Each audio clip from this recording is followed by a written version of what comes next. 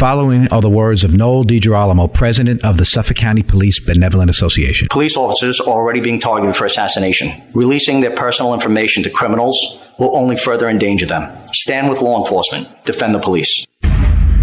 The following radio show is live, except for the announcement you're hearing right now.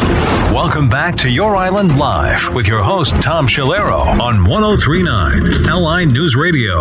And once again, welcome back as we're moving right along on our midweek special. And what do we do at the 12:35 hour during the midweek? We have the great Ken Bombace. Ken is the CEO of Global Threat Solutions. He does security consulting, protection services. They do intelligence work. They have offices on both coasts, the Atlantic and the Pacific, NY and LA. Former Army intelligence captain, led counterinsurgency operations in Samarra, Iraq. He's also a retired criminal intelligence detective. He's a professor of criminal justice, and he served in Germany during the fall of the Berlin Wall. He also served at Ground Zero. He's here with us every Wednesday, helps us with discussions on domestic issues and, of course, international issues, local and stuff, you name it. Ken Bombace can talk about it. Ken, how are you, my friend? Great, Tom. Thanks for having me on. Always a pleasure. You know, I get a little, to me, I get upset about the fact that good is bad, bad is good. And what do I mean by that? It's always like we've got to talk about, we've got to go up against the police, we've got to do this, we've got to do that. We just saw about an hour ago, the Attorney General, he issued his report on the Louisville Police Department and the things that they have to do and they have to change because they're subjected to this sort of brutality and corruption. So I listened to the whole press conference and see, it's the sign of the times, what's happening in Atlanta, and what I want to talk to you about. We've been talking about this all week. Here you have a situation where the Atlanta Police Department seems to want to conform to what the far left says. Well, you need better trained cops. All right, we've got this land that we can get. It's parkland, but we can purchase it. It's only 85 acres. We're going to build training facilities, not just for our cops, but for our first responders and our EMTs. It's a great, and I saw the plans for it. What a wonderful complex to really get the best and the brightest to become police officers and first responders as we head into the middle part of the 21st century. It's what people on the far left are clamoring about. They're getting done. But now they want to protest it. But see, this is where the rub is, and this is where I want to hear your points of view on this. It seems like a call went out to outside agitators. It's anti-cop, hate the police, hate the police, hate the police. We saw it in Portland. We saw it in Seattle. We saw it in the summer of love, when that crazy mayor, or whoever the heck she was, said that this is okay. We'll concede downtown areas without any police because the police are bad. We all know that doesn't work. You know it, I know it, and the people listening here know that doesn't work. We need our police officers, and we need them at the top of their game, and we're getting that here locally. All of that being said. But what's happening in Atlanta right now, a call goes out, so these outside agitators, could I call them losers? Because that's really what they are. And I was watching them. They wear their uniforms and their garb, and they dress up in black, so you can't do facial recognition on them and so on. And they go out and they're burning police vehicles. They're setting off makeshift fireworks type bombs and so on. They're throwing Molotov cocktails, all because they are going up against what they call the cop city. It's not a cop city. It's a training facility to make them the best and the brightest, without a doubt. But in the meantime, this is what they're doing. So they're out there protesting, and the left media is kind of going along with it, with this whole anti-police rhetoric. But in the meantime, these people are criminals, and they're only between 18 and 19, 20, 21 years old. People that, and I said it this week, and I'm going to finish up in a second. I'm going to let you talk. But essentially, they're 18 to 21-year-olds, 18 to 22-year-olds, whatever you want to say, that graduated high school, maybe, and their parents found out they didn't want to work, so they feel, well, what's the best way not to work? Let's join a radical group, the Antifa. We can go around the country, we can get paid by these outside agitated supporters, and we can go out and wreak havoc. They probably don't even know why they're doing this under the guise of the First Amendment. And I'm what I'm saying right now is I'm pretty much describing the situation there. It's not a First Amendment privilege that the local folks want to put out there. 35 people were arrested by the Atlanta Police Department the other day, last weekend, and almost 30, I think 31, 32 were outside the area. No vested interest in any of this. It's all a matter of going along with a political agenda that's anti-cop and that essentially allows them not to work. Your thoughts on this mess? Yeah, Tom. So, I mean, I agree with everything that you're saying.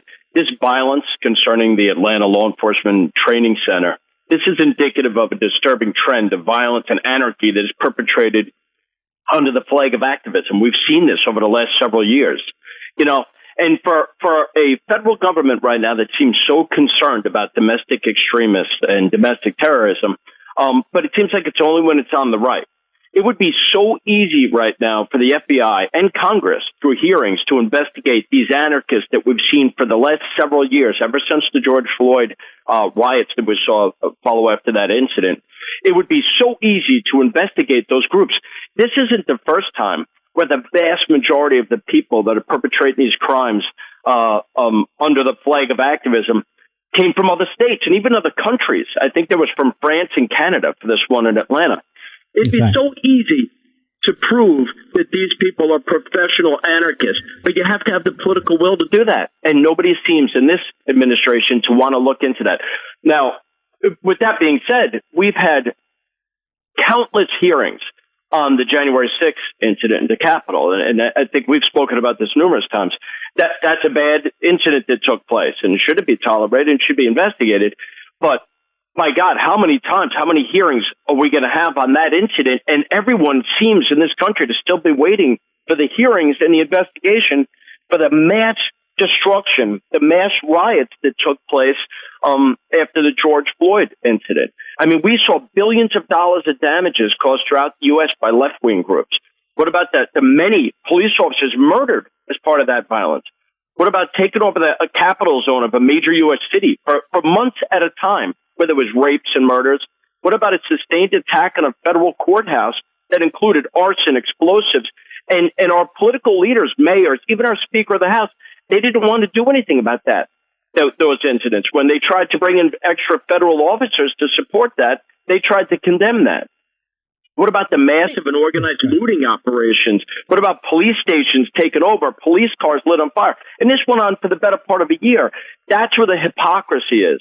If you want to look into these domestic extremists, there's a lot to look at. Where are the thousands of indictments that should have come from those months and months and months of destructive acts? That's what people want to know, Tom.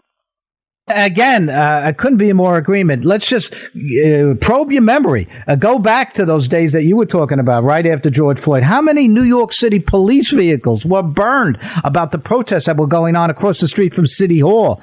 And I kept looking at that and said, that's $100,000 plus. Every single one of those vehicles fully equipped with the law enforcement community, the law enforcement apparatus that they have in there costs a lot of money. All of them were being burned. And yet, when it came right down for the few that were arrested, they ended up dropping the charges on most of them. They were not even considered because whatever reason Bill de Blasio gave for it, I'm sure it was a far left progressive ideology that doesn't fit into the narrative that you and I are talking about right now. That you have to, again, punish those people that are committing acts of violence. You and I will be the first to say First Amendment is fine. You want to protest that facility, that training facility in Atlanta, then you could protest that and you can redress your government for grievances that you may have against it. That's in our Constitution, and the local Atlanta City Council can hear you. But when these individuals come in with their bombs and their Molotov cocktails and destroying the property, that's not part of the dynamic of what we're talking about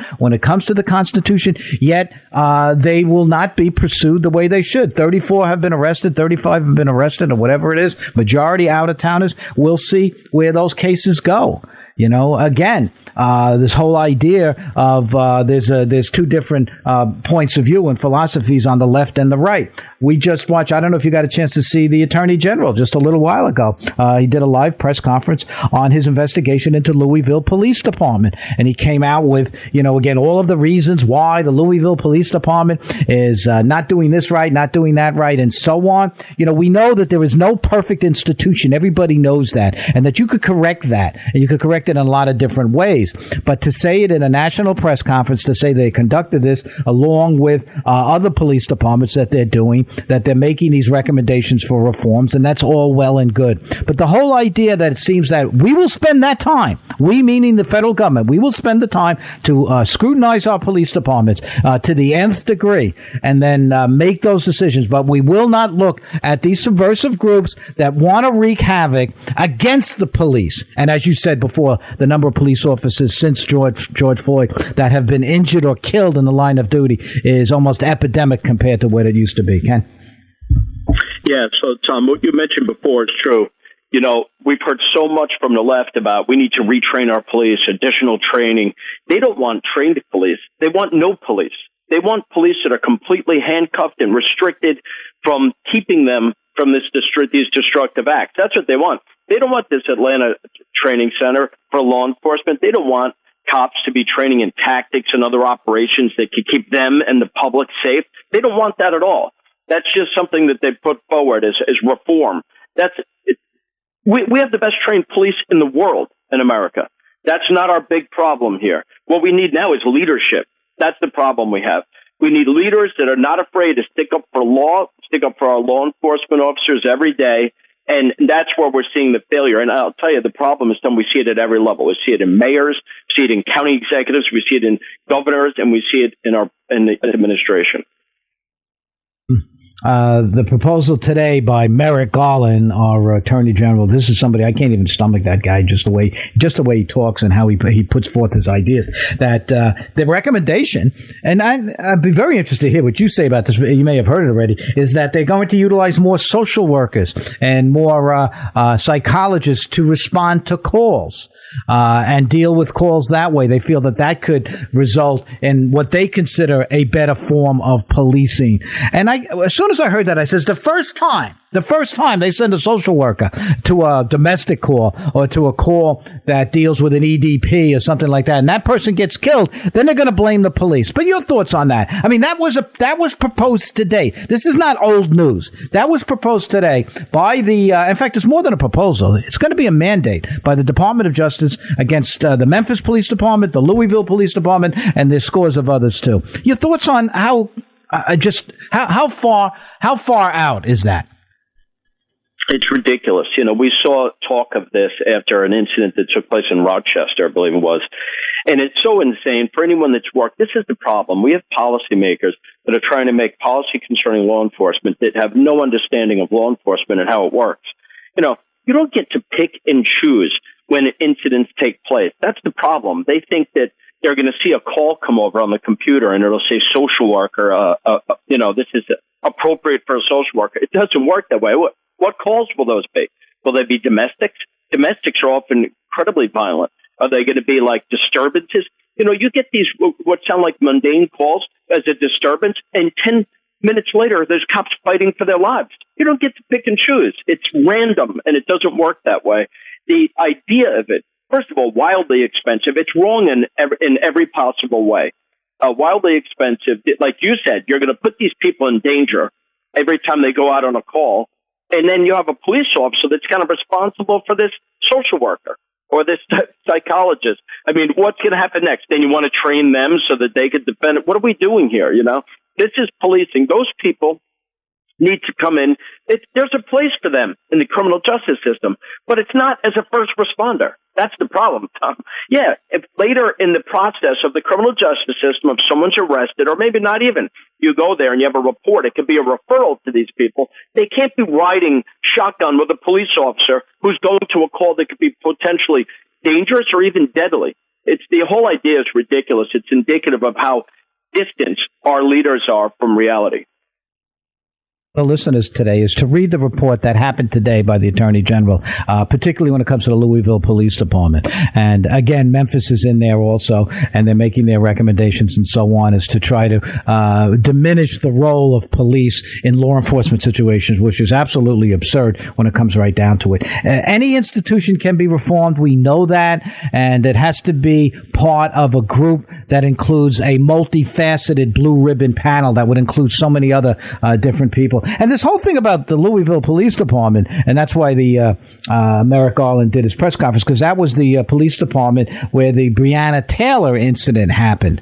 And again, what irks me to no end is that nobody wants to know the truth about what happened. I mean, we do know the truth. It's just that the media will not report it. Merrick Garland will not report it. He said that the killing of Breonna Taylor, and what happened in that way, and you know the situation there. Breonna Taylor was with her new boyfriend. The problem was the search warrant by the Louisville Police Department dealt with her old boyfriend, who was a drug dealer, who was known to carry firearms, who they had reasonable cause to believe that he was in that house. They got a judge to sign the search warrant. It was a no-knock search warrant.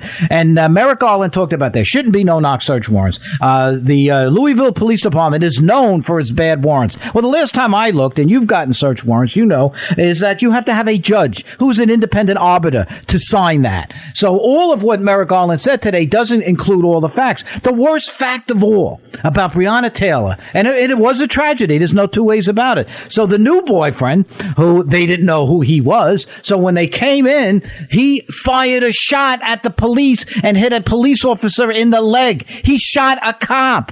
Once that happens, all hell's going to break loose, and it did. And tragically for Breonna Taylor, she was standing there next to her new boyfriend who shot the police, and she ended up getting shot and killed. Absolute tragedy, no two ways about it. But whose fault was that?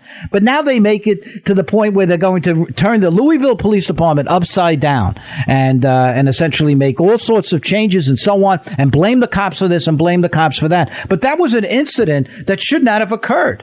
And again, what happened to the boyfriend who shot the cop? Nothing. They dropped all the charges.